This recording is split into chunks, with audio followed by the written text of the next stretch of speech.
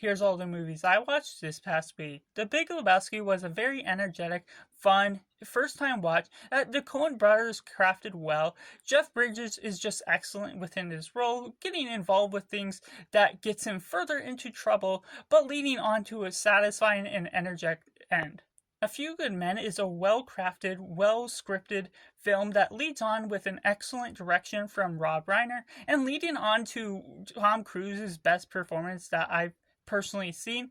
We're getting other great performances, Jack Nicholson, Kevin Bacon, just a fun courtroom drama overall. Jimmy and Sticks is one that goes way off the walls. I didn't hear about it. It's very small and limited, but it's insane the way you're isolated within this one apartment. Everything's neon and black lighted, which goes into energetic fun, very crass language, so it's not for the faint of heart, and goes very bloody within the ways of killing these aliens, but it's just wild within the direction it heads. Americana is a film that feels very heavily inspired by the works of Tarantino and the Coen brothers, just being a western of sorts, but a drama that splits its chapters into 5 perspectives, going about different ways of telling its story, and just not always chronological, but still entertaining by the way it falls about.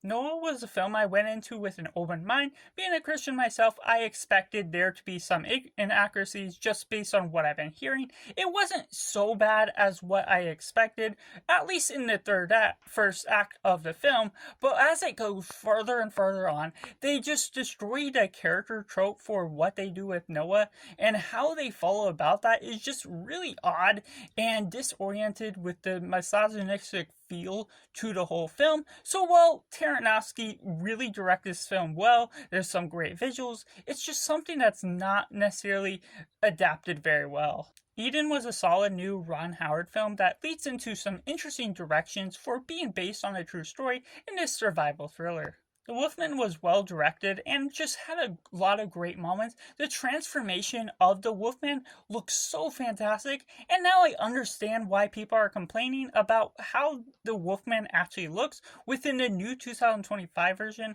which now looking back on it looks bad. Percy Jackson and the Lightning Thief was one that was my only rewatch and one I hadn't seen in a long time, and it was still fine for what it was. I loved the fantasy genre for where it heads into, but it didn't go deep enough into the lore and studying certain things, so the teen drama wasn't enough to spark enough fun.